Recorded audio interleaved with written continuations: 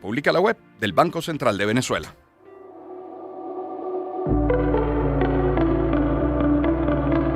Lecturas que vislumbran el acontecer informativo.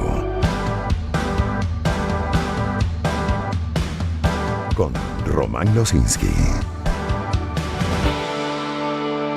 Mire usted, no dije que era el Día Internacional del Abogado. Hoy, 3 de febrero, es el Día Internacional del Abogado. Debo comenzar por felicitar a mi madre. Brillante abogado, mi madre. 6:18 minutos de la mañana. Comencemos este recorrido con esto que, entre otros medios, titula Mundo UR, y es que Delcy Rodríguez recibió en el Palacio de Miraflores a la encargada de negocios de Estados Unidos, Laura Dogu. Y este reporte lo tiene Ginette González. En horas de la tarde de este lunes, en el Palacio de Miraflores, la jefa de Estado encargada venezolana, Delcy Rodríguez, sostuvo un primer encuentro oficial con la encargada de negocios de los Estados Unidos de América de la Unidad de Asuntos para Venezuela, Laura Dogu. Acompañaron a la presidenta encargada, el presidente de la Asamblea Nacional, Jorge Rodríguez, y el canciller de la República, Iván Gil, así como el diplomático venezolano Félix Plasencia, quien fue designado como el nuevo representante de Venezuela ante los Estados Unidos de América. La encargada de negocios llegó al país el pasado 31 de enero junto con un grupo de funcionarios estadounidenses. La reunión se desarrolló en el marco de la agenda de trabajo establecida entre Venezuela y Estados Unidos. La pasada semana, ambas naciones anunciaron la reanudación de las operaciones aerocomerciales suspendidas desde el año 2019. Hablando de nombramientos, Delcy Rodríguez anunció la designación de Daniela Cabello como la nueva titular del Ministerio del Poder Popular para el Turismo. La noticia se dio a conocer a través del canal oficial de Telegram de Delcy Rodríguez, donde destacó el perfil generacional de la nueva funcionaria para liderar esta cartera, cita textual, así lo leo en confirmado. Y bueno, cambiando de tema, el gobierno de Estados Unidos solicitó este lunes el aplazamiento de la próxima audiencia en el caso contra Nicolás Maduro y su esposa Cilia Flores, al alegar razones logísticas y de intercambio de pruebas. En una carta dirigida al juez Alvin Helstein, el Distrito Sur de Nueva York, el fiscal federal Jay Clayton solicitó que la sesión originalmente prevista para el 17 de marzo se traslade al 26 de ese mismo mes. La solicitud, que cuenta con el consentimiento de la defensa de ambos acusados, busca evitar conflictos de agenda y problemas logísticos, esta última una cita textual. De nuevo cambiamos de tema, ahora para hablar de la conectividad, porque las autoridades de aviación civil de República Dominicana confirmaron este lunes la reanudación de operaciones de transporte aéreo entre ese país y Venezuela, tras casi 2 años de suspensión y después de que en la víspera el gobierno venezolano anunciara esa reactivación, es titular de EFE. Volvemos a Iván Gil, que como se ha comentado, anunció el nombramiento de Félix Plasencia como nuevo representante diplomático de Venezuela ante Estados Unidos, pues recibió a Giovanni Umberto De Vito como nuevo representante diplomático italiano ante Venezuela. Gil expresó la disposición del Ejecutivo venezolano para fortalecer las relaciones diplomáticas y bilaterales fundamentadas en el respeto a la soberanía y la autodeterminación de los pueblos. Son las 6:21 minutos de la mañana. Sobre la ley de amnistía y los presos políticos encontramos varias notas. Mundo UR, por ejemplo, nos tiene que Diosdado Cabello aseguró que la ley de amnistía revisará los delitos cometidos por los privados de libertad. Lógicamente, Daniela Rojas tiene el reporte. Durante la rueda de prensa del PSUV, Cabello dijo que desde la Tolda Roja respaldan la propuesta de ley de amnistía anunciada por la presidenta encargada Delcy Rodríguez el pasado 30 de enero. La ley de amnistía, que tiene que ver con la revisión de la situación judicial de algunas personas que sin duda han cometido delitos y hechos condenables. No hay ninguna duda en ese sentido. Y que ojalá entiendan que se les está dando una oportunidad de hacer política como es, como corresponde. El secretario general del PSUV indicó que el contenido de la ley de amnistía será discutido en el Parlamento Nacional. Toda ley de amnistía tiene una lista, una revisión de acuerdo a los delitos que la gente haya cometido, los que puedan ser sujetos de ese beneficio por la paz y la tranquilidad de este país. Cabello confirmó que desde noviembre hasta este mes van 895 personas excarceladas. 895 personas, y eso me permite hablar de otras cifras. 895 según el Ejecutivo Nacional, pero tenemos 2 notas de confirmado. La primera nos tiene que la ONG Foro Penal informó este lunes que registra un total de 687 detenidos por motivos políticos en Venezuela. Primero eran excarcelaciones, ahora hablamos de detenidos políticos luego de un proceso de excarcelaciones, sí, anunciado por Jorge Rodríguez. En redes sociales, Foro Penal detalló que del total de presos por motivos políticos, 600 son hombres, 87 mujeres. Según un conteo hasta el 2 de febrero de este grupo, 505 son civiles y 182 militares, de acuerdo con ese boletín. Y por su parte, la plataforma unitaria contabilizó hasta el lunes 2 de febrero 349 excarcelaciones. Difieren por los tiempos. Estas están consideradas de seguro a partir del 8 de enero. Las del Ejecutivo hablan desde el año pasado. Volviendo a la nota de confirmado, hablan de 349 excarcelaciones y 763 presos por motivos políticos en Venezuela. Difiere sensiblemente con la cifra que arroja Foro Penal. En su cuenta en X, la plataforma unitaria, la alianza reiteró en su exigencia de liberar a todos los detenidos por pensar diferente de manera expedita, pública y transparente, cita textual. Y confirmado nos tiene que el argentino Gustavo Gabriel Rivara, quien se encontraba detenido en Venezuela desde enero de 2025, fue liberado y se trasladó a Colombia, donde recibió asistencia consular en la embajada de su país, según informó el lunes el canciller argentino Pablo Quirno. La liberación de Rivara fue confirmada inicialmente por la ONG Foro Penal, dedicada a la defensa de los detenidos por motivos políticos, que informó este lunes que un ciudadano argentino fue excarcelado en Venezuela en medio del proceso de liberaciones anunciado el pasado 8 de enero. Y bueno, encontramos en confirmado, por ejemplo, que durante la manifestación, una manifestación a las afueras de la sede del Tribunal Supremo de Justicia, el decano de la Facultad de Ciencias Jurídicas y Políticas de la UCB, Juan Carlos Apitz, enfatizó que pensar distinto no constituye un delito y que los detenidos por motivos políticos en Venezuela nunca debieron estar tras las rejas. Apitz señaló que si bien el único delito de estas personas ha sido su disidencia, se da la bienvenida a una ley de amnistía si es el mecanismo necesario para lograr su libertad inmediata. Si debemos cumplir una formalidad para que los dejen en libertad, como es la aprobación de una ley de amnistía, bienvenidos.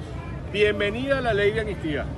Pero esa ley de amnistía tiene que ser aprobada inmediatamente. El movimiento estudiantil de la Universidad Central de Venezuela convocó para el martes 3 de febrero, es decir, para hoy, una protesta en los espacios de esa universidad de la UCB para exigir esa amnistía total para los presos por razones políticas del país. A través de redes sociales, los estudiantes indicaron que el punto de encuentro será la Federación de Centros Universitarios a las 10 de la mañana. Los estudiantes recordaron que la UCB es una casa, una universidad con más de 300 años de historia, que ha sido escenario de luchas democráticas, por lo que afirmaron que su comunidad no permanecerá en silencio ante las detenciones que consideran arbitrarias. Y hablando de la universidad, y ya acercándonos, coqueteándonos con el tema económico, mire, la Asociación de Profesores de la Universidad Central de Venezuela, junto a los decanos de las Facultades de Ciencias Jurídicas y Políticas de la UCB, de la Universidad del Zulia y de la Universidad de los Andes, se movilizaron este lunes a la sede del Tribunal Supremo de Justicia en Caracas para demandar al Ejecutivo Nacional por omisión constitucional de ajuste salarial desde 2023. Cita textual. En redes sociales se difundió un video en el que se muestran a las autoridades universitarias frente a las puertas de la institución judicial con el objetivo de que sus reclamos sean escuchados. Y mire usted, desde la sede del Sindicato Venezolano de Maestros, en Lara específicamente, se desarrolló una asamblea de docentes jubilados quienes alzaron su voz de protesta ante lo que califican como una ofensa por parte del Estado venezolano respecto al pago de sus prestaciones sociales que fueron canceladas de acuerdo al salario mínimo actual. Los educadores que pasaron a la condición de jubilados en julio 2024 denunciaron que el Ejecutivo Nacional tardó 17 meses en liquidar sus pasivos laborales, entregando montos que no cubren ni sus necesidades básicas como la compra de sus medicamentos, alimentos o ropa. Hilda Peña, secretaria general del sindicato seccional Lara, explicó que la lucha legal ahora se centra en el cumplimiento de la Constitución. La dirigente gremial destacó que los 2.880 docentes afectados sufrieron un doble desmejoramiento. Economía. Hay mucho de petróleo como en los días anteriores. Reuters, por ejemplo, nos tiene que las exportaciones de petróleo de Venezuela repuntaron hasta alcanzar unos 800,000 barriles diarios en enero frente a los 498,000 barriles por día de diciembre. En promedio, el incremento fue de 302,000 barriles diarios en un solo mes, una alza en términos relativos de 60,6% del volumen de crudo nacional colocado en mercados internacionales. Y el presidente de Estados Unidos, Donald Trump, anunció este lunes, tras conversar por teléfono con el primer ministro de la India, Narendra Modi, un acuerdo comercial para reducir los aranceles aplicados a ese país, que a su vez dejará de comprar petróleo a Rusia y lo adquirirá en Venezuela. Hablamos de muchos temas, incluyendo comercio y el fin de la guerra entre Rusia y Ucrania. Aceptó dejar de comprar petróleo ruso y comprar mucho más de Estados Unidos y potencialmente de Venezuela. Esto fue lo que dijo Donald Trump, el republicano, en su plataforma Truth Social y que así recoge confirmado. 6:27 de la mañana. Banca y Negocios nos tiene que Estados Unidos extendió la licencia que protege a la refinería venezolana Citgo Petroleum de los acreedores hasta el 20 de marzo, según un aviso en el sitio web del Departamento del Tesoro publicado ayer, 2 de febrero. Se espera que la refinería con sede en Houston sea absorbida por una filial del fondo de cobertura Elliott Investment Management, luego de una orden de venta emitida por un juez de Delaware a finales del año pasado como parte de la subasta ordenada por la corte de su matriz PDB Holding para pagar miles de millones de dólares a acreedores vinculados a Venezuela. Sin embargo, el ganador de la subasta aún necesita que la Oficina de Control de Activos Extranjeros del Tesoro, la OFAC, firme y se levante la licencia de protección para que la orden de venta del juez se ejecute completamente. Y en Banca y Negocios también leemos, en los próximos 4 años, la producción petrolera venezolana podría subir de un promedio de alrededor de 800,000 barriles por día en 2025 a una media de 1,5 millones en 2030. Sin embargo, para alcanzar ese objetivo se necesitarían inversiones de $3,200 millones anuales, de acuerdo con las estimaciones de Standard & Poor's Global Energy, o S&P Global Energy, en un reporte reciente. Por otra parte, la firma estima que Venezuela necesitará precios petroleros que oscilen entre los $70 y $75 por barril para lograr un equilibrio fiscal y en la cuenta corriente de su balanza de pagos. Estas cotizaciones, advierte la fuente, están muy por encima de las cotizaciones actuales y no se alinean con los pronósticos de corto plazo. Para S&P Global Energy es fundamental que Venezuela modifique su régimen fiscal petrolero si aspira a alcanzar niveles de inversión suficientes para reactivar la producción petrolera muy inferior a su potencial debido al fuerte deterioro de su infraestructura. Hay mucho más en materia económica. Hay un par de notas más que tienen que ver con el petróleo, al menos una, y luego ya hablamos de otros aspectos de nuestra economía. Al regreso tendremos información sobre servicios públicos, salud, sucesos y la información internacional y deportiva. 6:29, me permito compartir algunos mensajes publicitarios como este de Digitel. Toma el control, conéctate con Digitel. Llévate tu línea gratis 422 con el número que prefieras y volte. Esto al recargar y activar tu plan inteligente Plus de 6, 12 o 30 gigabytes con redes sociales incluidas. Activa el plan en la aplicación de Digitel en centros de atención o agentes autorizados. Promoción autorizada por la SUNDE del 15 de enero al 9 de abril 2026. Y hablemos también de Grupo San Simón. A ver, más allá de la producción, Grupo San Simón invierte en educación, en formación, en desarrollo de comunidades. Sus programas de responsabilidad social corporativa han beneficiado a cientos de familias fortaleciendo el tejido social y promoviendo oportunidades de crecimiento. Alimentar es sinónimo de cuidar a quienes sirven, de los consumidores. Grupo San Simón, 82 años alimentando al país que adoramos. Y hablemos de Fospuca, que sigue adelante con la misma convicción de siempre y la mirada puesta en el futuro. Cada día trabajan para cuidar las ciudades, mantenerlas limpias, ordenadas, vivas, con equipos comprometidos y una vocación que no se detiene, porque creen que Venezuela merece ciudades que sean referencia, que se disfruten, que se cuiden.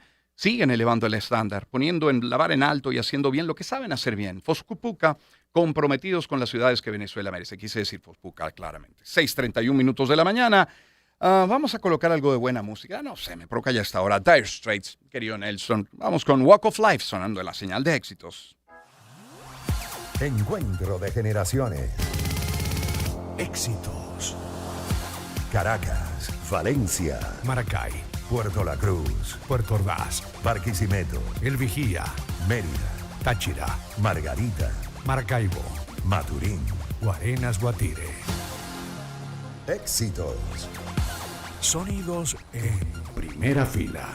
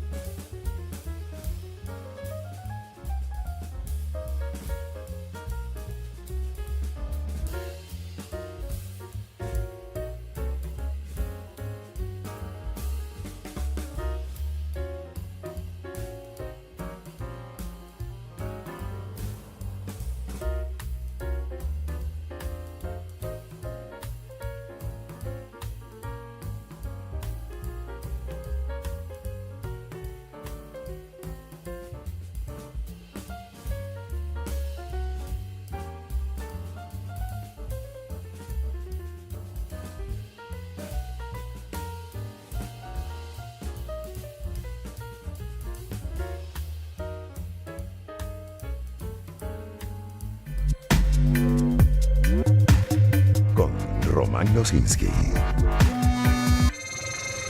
Son ahora las 6:37 minutos de la mañana. Seguimos con el tema económico y, por cierto, adelanto que nuestro invitado de las 7 de la mañana será el ingeniero Gustavo García Carrasquero. Es el presidente de la Cámara Venezolana de la Construcción. ¿Por qué lo digo? Bueno, porque en Mundo UR ya hoy leemos que la Cámara de la Construcción, en este caso del Estado Falcón, estima un alto flujo económico en la península de Paraguaná frente a las expectativas de reactivación de la industria petrolera, y es un reporte que nos tiene Douglas Durán. El gremio considera que de concretarse las inversiones en el centro refinador Paraguaná, esto sería muy positivo para la economía de la región, debido a que desde hace años sectores como el comercio se han beneficiado en gran porcentaje por la industria petrolera. Orlando Dávila, presidente de la Cámara de la Construcción en Falcón. Somos un estado, principalmente la península de Paraguaná, que se ha movido y se ha formado por lo que es el complejo refinador Paraguaná. Esto ha hecho que históricamente el estado Falcón y la península de Paraguaná reciba un importante ingreso económico que circula dentro de toda la península, que ha permitido que en base a eso los otros sectores también reciban dinero, lo cual hace que se dinamice toda la economía del estado Falcón. Señaló que en la entidad existen compañías y mano de obra capacitada para ejercer las labores.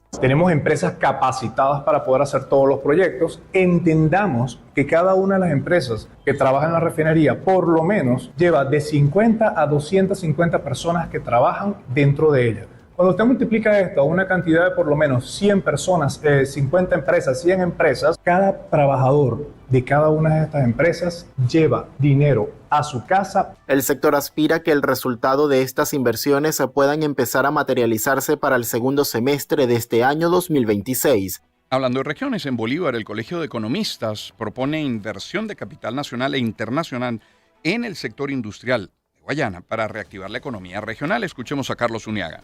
El presidente del Colegio de Economistas del Estado Bolívar, Fidel Hernández, afirmó que es necesario que las empresas básicas de Guayana reciban una inversión similar a la que se está haciendo en el sector petrolero. Definir varios esquemas de incorporación del capital privado nacional e internacional en la administración y en la explotación, producción de las empresas que llamamos básicas en nuestro estado, en nuestra región. Yo pienso que al igual que el ejemplo que está dando el sector petróleo, creemos que la región necesita de esa inversión para que las empresas puedan volver a producir. Entre tanto, dirigentes sindicales de Guayana también se han pronunciado ante el panorama económico. Han dicho que no solo se debe mejorar la producción en los sectores hierro, aluminio, acero y sus derivados, sino que es urgente que se revisen y aumenten los salarios de los empleados de estas fábricas.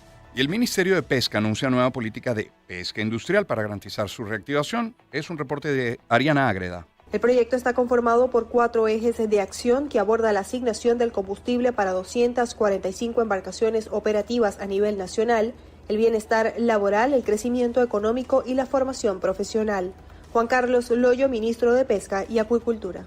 Asegurarnos que cada barco de pesca industrial salga a tiempo, salga de manera eficiente, cargue combustible, haga una pesca sostenible, que es un componente importante, luego que tenga un retorno feliz, seguro. El plan también busca priorizar la exportación de productos marinos y reactivar las plantas procesadoras del país. Joana Carrillo, gobernadora del estado Sucre. Agradecida por esta jornada que tiene hoy frutos importantes para el estado Sucre y para el resto de Venezuela, con desafíos, con acuerdos, con acciones reales, transformadoras. Autoridades informaron que la estrategia de reactivación también incluye la creación de la primera escuela de pesca industrial del país, destinada a la acreditación técnica de los trabajadores.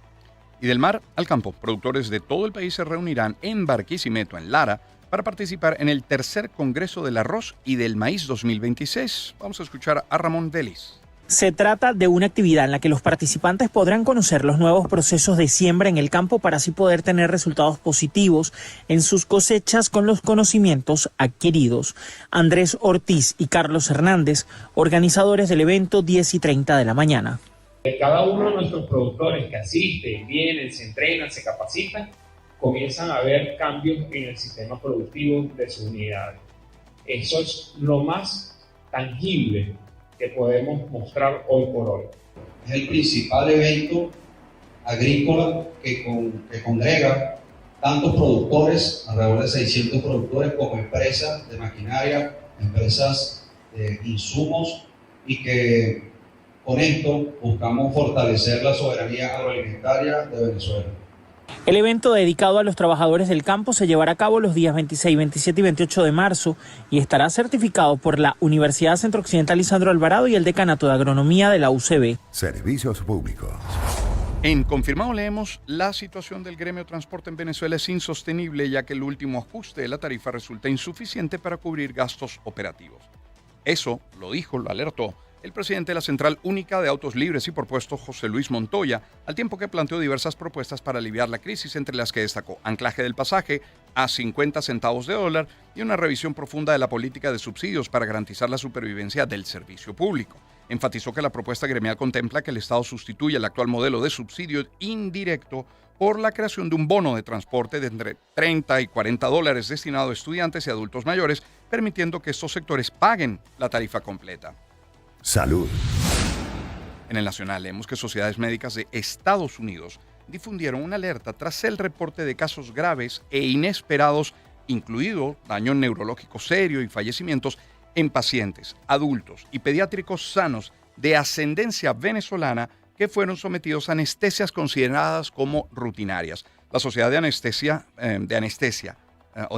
Pediátrica, quise decir, y la Sociedad Americana de Anestesiólogos indicaron en un informe que los primeros casos los comunicaron asociaciones suramericanas y posteriormente se identificaron episodios similares en Europa y en Estados Unidos. Los antecedentes recopilados en un subgrupo de pacientes muestran un patrón común. Todos tenían ascendencia venezolana por línea materna y varios contaban con familiares que también habían presentado complicaciones luego de anestesias sin incidencias aparentes. El texto completo en El Nacional.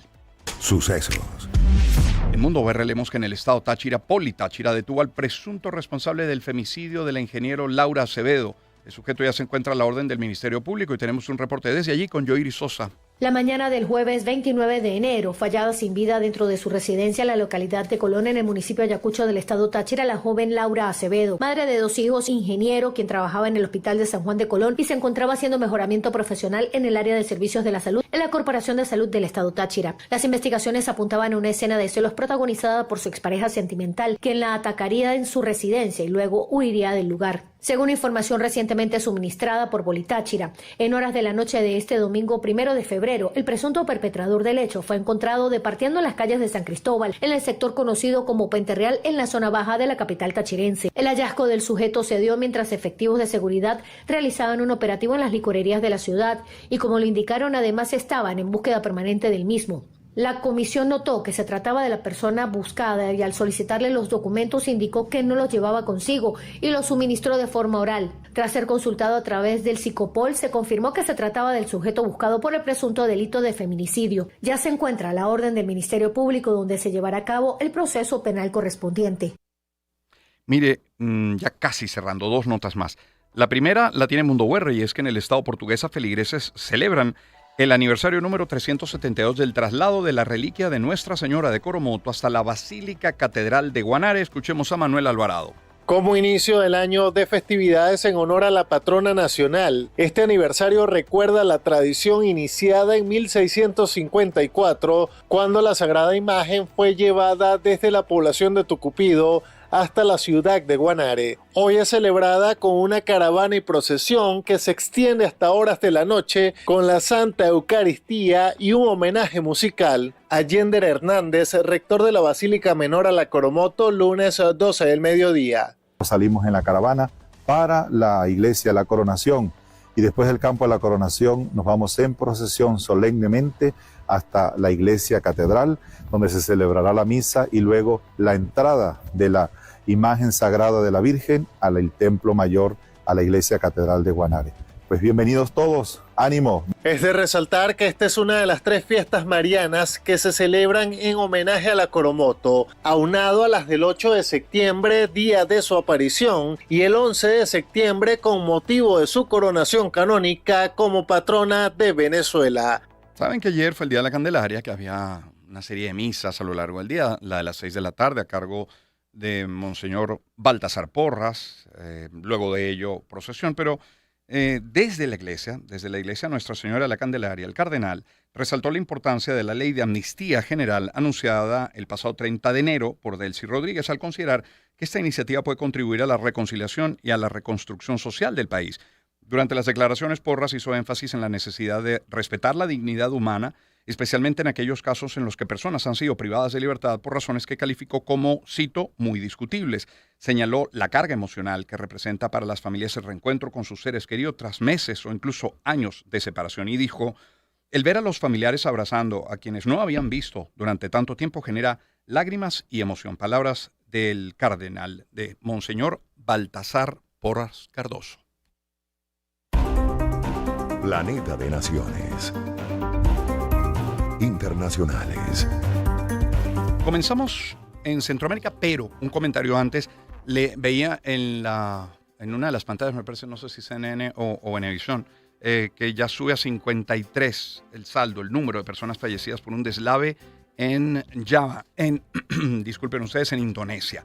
Ahora sí, en Centroamérica, leemos que la presidenta electa de Costa Rica, la oficialista de derecha Laura Fernández, hizo este lunes un llamado a la oposición política a bajar las banderas y contribuir a la construcción de la Tercera República para que el país avance hacia el desarrollo. Fernández, por cierto, la primera una nota de EFE, esta otra de la AFP, dijo que cuenta con el mandatario salvadoreño Nayib Bukele para llevar a buen puerto su estrategia al combate al narcotráfico. Anoche mismo tuve una llamada telefónica con el presidente de El Salvador, con don Nayib Bukele, quien una vez más reitera su compromiso a seguir colaborándonos y cooperando para que nuestro país lleve ese proyecto y muchos otros más, donde El Salvador es ejemplo, a buen puerto. Sudamérica. Associated Press nos tiene que el presidente saliente de Chile, Gabriel Boric, presentó oficialmente la candidatura de la expresidenta Michelle Bachelet para ocupar la Secretaría General de Naciones Unidas, una elección que ha sido anunciada desde el Palacio de la Moneda y que cuenta con el respaldo de países como México y Brasil. La candidatura de la presidenta Bachelet que inscribiremos, que más bien ya ha sido inscrita en Naciones Unidas, será presentada conjuntamente con los países hermanos de Brasil y México, los dos países más poblados de América Latina. Se trata también de una candidatura respaldada por una trayectoria impecable y ampliamente valorada en el mundo. Michelle Bachelet Jeria ha desarrollado una vida pública marcada por el compromiso con la democracia, con la defensa irrestricta de los derechos humanos y el fortalecimiento de instituciones que están y deben estar al servicio de las personas, especialmente de los más vulnerables. Bachelet habló, dijo desde La Moneda sentirse muy honrada de ser la candidata a la Secretaría General, no solo de Chile, sino también de Brasil y México. Agradezco el respaldo a esta candidatura de Estado y asumo la tremenda responsabilidad que significa. Además, me parece muy importante destacar lo que significa que esta candidatura sea inscrita por 3 países, porque refleja un compromiso compartido y renueva la esperanza de que podamos trabajar juntos por objetivos comunes. Es también una señal de la importancia que tiene la Organización para América Latina y para el mundo, que pese a las dificultades caracterizadas por un contexto geopolítico desafiante, seguimos apostando por fortalecer las herramientas del multilateralismo, modernizar Naciones Unidas, reconociéndola como el espacio de encuentro, diálogo y búsqueda de soluciones comunes más importantes del mundo. De cara al centenario de su creación, es necesario que todos los Estados miembros reafirmen el compromiso con los principios de la Carta de Naciones Unidas, al mismo tiempo que trabajemos en una organización que sea eficiente en la gestión, coherente y eficaz en la acción, confiable y transparente en el liderazgo, capaz de inspirar nuevamente a los pueblos del mundo. También habló el presidente electo de Chile, José Antonio Kast, pero evitó respaldar la candidatura de Michelle Bachelet para liderar la ONU y dijo que no se va a pronunciar hasta ser investido el próximo 11 de marzo. Para nosotros hoy, en la fecha de aniversario de una catástrofe, la única contingencia es esta. Por lo tanto, creo que en esta fecha solo tenemos que ocuparnos de las víctimas de una catástrofe tan grande como la que se vive aquí, y no destinar hoy día ningún momento a no pensar en eso. Estamos todavía con una contingencia muy grave en el sur. Yo espero que las autoridades que hoy día tienen que dirigir el país estén dedicados a solucionar la contingencia. Van a ver, yo no tengo por qué pronunciarme si es acertado o no acertado, lo que ha hecho el presidente de la República. Lo único que puedo decir, Chile está viviendo una emergencia. Y la emergencia está en Chile, está en el Biobío, está en la comuna de Maipú, está aquí en Viña del Mar. Esa es la contingencia y la urgencia de Chile. Uno tiene que ver dónde prioriza. Y yo he señalado en el otro tema que le ocupa y preocupa al presidente, que el día 11 de marzo yo recién asumo como presidente de la República. Y ya lo señalé y lo vuelvo a reiterar. En otros asuntos, el presidente de Brasil, Luis Ignacio Lula da Silva, remitió al Congreso Nacional el Acuerdo Comercial Mercosur-Unión Europea para iniciar el proceso de ratificación, es titular de EFE. Luego en Europa Press leemos que el director del Instituto Nacional de Estadística y Censos de Argentina, Marco Labaña, presentó su dimisión después de que el Banco Central de la República de Argentina reconociera que, aplicando el nuevo modelo de índice de precios al consumidor, la inflación hubiese sido más alta en los 2 últimos años. EFE tiene que el Papa León XIV visitará Perú durante este año tras haber sido invitado oficialmente por las autoridades del gobierno de transición que preside José Gerí, lo afirmó el ministro peruano de Relaciones Exteriores, Hugo de Sela. Y en Ecuador reportan emergencias por inundaciones en las provincias de Esmeraldas y Chimborazo a causa de las intensas lluvias de los últimos días. Hay un reporte desde Quito con Estefanía Chaparro. Según reportes de autoridades locales, en Chimborazo las precipitaciones han generado deslizamientos de tierra, anegaciones de vía y afectaciones a las infraestructuras urbanas. Equipos de emergencia han ejecutado rescates de vehículos atascados en lodo, retiro de escombros y evacuaciones de viviendas ubicadas en zonas de riesgo. Mientras tanto, en Esmeraldas el agua acumulada ha provocado inundaciones en casas, calles y locales comerciales. Los cuerpos de bomberos han intervenido con bombas de succión para drenar el agua, realizar limpiezas de alcantarillado y brindar asistencia a las familias afectadas. Los sistemas de emergencia con base en informes técnicos mantienen activas las alertas ante la continuidad de las lluvias durante la temporada invernal, lo que podría agravar las inundaciones y aumentar el riesgo de deslizamientos en sectores vulnerables. Las autoridades recomiendan a la ciudadanía tomar precauciones, evitar circular por zonas anegadas y reportar puntos críticos a través de los canales oficiales de atención. Y en Colombia inició el proceso de inscripción de los candidatos para las elecciones presidenciales del año 2026. El plazo será hasta el próximo 13 de marzo. Y un reporte desde Bogotá con Oscar Pineda. Será más de un mes y medio para que los aspirantes a reemplazar a Gustavo Petro vayan a la registraduría para oficializar sus candidaturas. Desde este 31 de enero está abierta la ventana de inscripciones que irá hasta una semana después de las elecciones al Congreso. La senadora Clara López fue la primera en oficializar su aspiración presidencial. Se espera que en los próximos días hagan lo propio los candidatos que no tienen intenciones de estar en una de las consultas del 8 de marzo. En este grupo están Abelardo de la Espriella, Daniel Palacios, Carlos Felipe Córdoba, entre otros. Otra fecha importante del calendario electoral para la presidencia de Colombia es que el 28 de febrero se conocerán cuántos colombianos podrán participar en estos comicios. El 22 de marzo se publicarán las candidaturas finales y el 31 de marzo se cierra la ventana de inscripción de cédulas en caso de cambio de domicilio. El 25 de mayo inician los procesos de votación anticipada en el exterior. El 31 de mayo es el día de la elección. Presidente de Colombia, Gustavo Petro, que se reunirá con su homólogo Donald Trump en Washington hoy. Entiendo que será a las 11 de la mañana, final de la mañana, hora de Washington. Hoy, día martes. Norteamérica. El presidente de los Estados Unidos, Donald Trump, insistió en que Washington está manteniendo negociaciones con el gobierno de La Habana para poner fin al embargo de petróleo sobre la isla y que cree que está cerca de lograr un acuerdo que permita a los cubanos en Estados Unidos visitar de nuevo su país. En otros temas, la secretaria de Seguridad Nacional de Estados Unidos, Kristi Noem, anunció que los agentes de inmigración desplegados en Minneapolis empezarán a llevar cámaras corporales a raíz de las muertes de 2 ciudadanos a manos de estos oficiales y que la orden se extenderá a todo el país a medida que haya presupuesto disponible. El presidente de Estados Unidos, Donald Trump, anunció el cierre durante un periodo de 2 años del Centro John Fitzgerald Kennedy para las Artes Escénicas, más conocido como Kennedy Center, y a que el propio Trump añadió su nombre en diciembre para poner en marcha unos trabajos que lleven a su reconstrucción completa. Y los primeros ministros de Canadá, Mark Carney, y de Dinamarca, Mette Frederiksen, mantuvieron una conversación telefónica durante la que reafirmaron su apoyo a los principios fundamentales de soberanía e integridad territorial y que el futuro de Groenlandia solo depende de daneses y de groenlandeses. Sobre el tema, el primer ministro de Groenlandia, Fredrik Nielsen, avisó que las intenciones del presidente de Estados Unidos, Donald Trump, de controlar el territorio semiautónomo danés siguen en pie y pese a aflojar la presión durante las últimas semanas, Washington mantiene sus pretensiones. Medio Oriente. En Europa Press.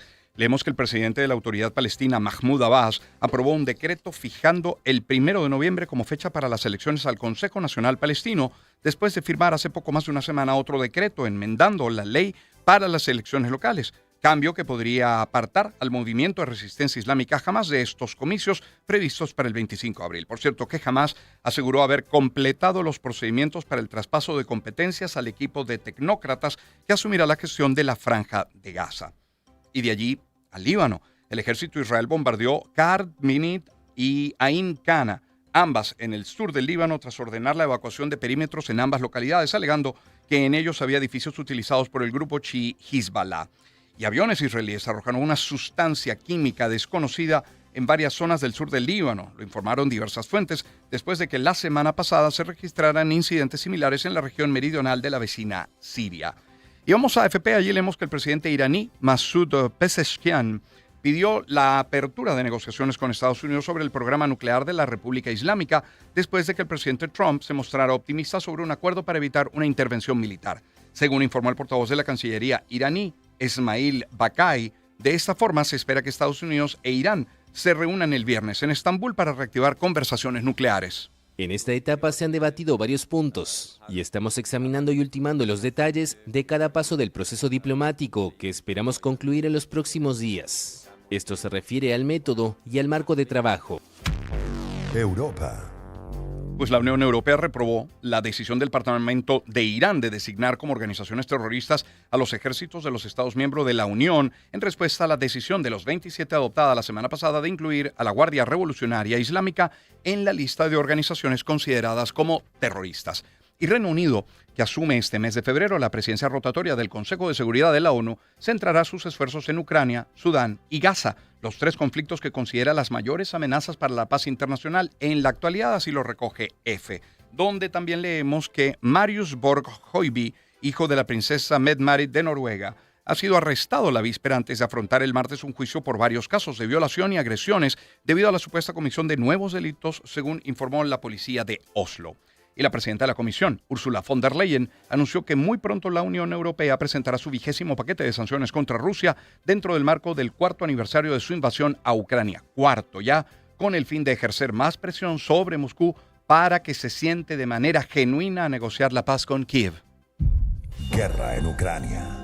El presidente de Ucrania, Volodymyr Zelensky, anunció la imposición de un nuevo paquete de sanciones contra la flota fantasma de Rusia, que es utilizada por Moscú para sortear las restricciones impuestas por la Unión Europea a la exportación de crudo ruso y su supuesta responsabilidad en ciberataques contra Kiev y países del bloque europeo y de la OTAN. Rusia confirmó que habrá una segunda ronda de negociaciones con Kiev y Washington. Esto en Abu Dhabi. Tendrá lugar concretamente el miércoles 4 y el jueves 5 de febrero de este año 2026, mañana y pasado mañana. Escuche, un 40% de los ucranianos estarían dispuestos a renunciar a toda la región del Donbass si su país recibe garantías de seguridad firmes que eviten una nueva invasión rusa en el futuro, según resultados de la encuesta del Instituto Internacional de Sociología de Kiev. Son las 7 en punto de la mañana. Los deportes nos los reservamos para la última hora de nuestro programa. Allí conversaremos con Ricardo Gibbon sobre el flamante campeón de la Liga Venezolana de Béisbol Profesional. Magallanes vuelve a ganar, es su título número 14. ¿Qué vamos a tener en la próxima parte del programa? Conversación con el presidente de la Cámara Venezolana de la Construcción. Vamos a estar hablando del mercadeo, sí, del mercadeo en estos tiempos. Hay todas estas expectativas que nos dejan los economistas a diario en nuestro programa. Bueno, ¿qué hacer con un comercio? ¿Qué hacer con la industria? ¿Qué hacer con la empresa desde el punto de vista de mercadeo, de publicidad incluso? Luego a las 8 de la mañana tendremos nuestro primer sueldo con el ex jefe de operaciones de producción original para Latinoamérica de Walt Disney, Leonardo Aranguibel. Estaremos conversando con el presidente de la Junta Directiva de la Sociedad Anticancerosa de Venezuela, con Ogumina, y como les decía, con Ricardo Gibbon. Les dejo con algo de buena música, The Romantics y Talking in Your Sleep. Encuentro de generaciones. Éxitos. Caracas, Valencia, Maracay, Puerto La Cruz, Puerto Ordaz, Barquisimeto, El Vigía, Mérida, Táchira, Margarita, Maracaibo, Maturín, Guarenas, Guatire. Éxitos. Sonidos en primera fila.